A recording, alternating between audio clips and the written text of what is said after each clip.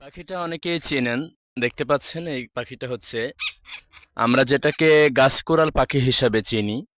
গ্রাম অঞ্চলে এই পাখিগুলো সচরাচর দেখা যায়। এই পাখিগুলো সচরাচর ধরাও যায় না, খুবই চতুর প্রকৃতির এই পাখিগুলো।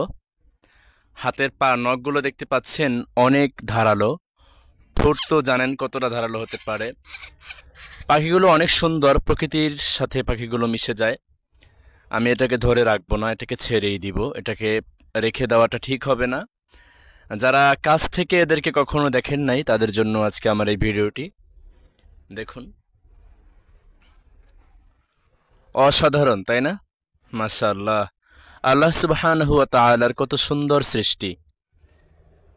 আমরা আসলে এই প্রকৃতি ধরে রাখতে পারি না।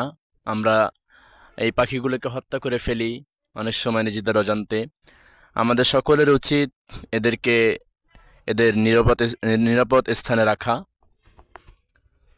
মাশাআল্লাহ, আমি ওকে এখন ছেড়ে দিব, দেখি ও যায় কিনা। ছোট বাচ্চা, তারপরও ভয় লাগছে কেউ যদি পায় মেরে ফেলতে পারে, নিয়ে যেতে পারে, কিন্তু আমি আমার কাছে রাখবো না, ওকে ছেড়ে দিলাম। যাও পাখি, উড়ে যাও, উড়ে যাও পাখি, উড়ে যাও। মুক্ত করে দিলাম পাখি, যেতে পারো উড়ে। যাও যাও যাও, শ্, যাও যাও। এই তো যাচ্ছে, যাচ্ছে, যাও যাও, আর একটু যাও। হুম, যাও যাও যাও যাও। ওরে আমি গাছের অনেকটা উপরে উঠিয়ে দিলাম। এবার ও একা একাই চলে যাবে, ছোট যেহেতু যাচ্ছে। হ্যাঁ,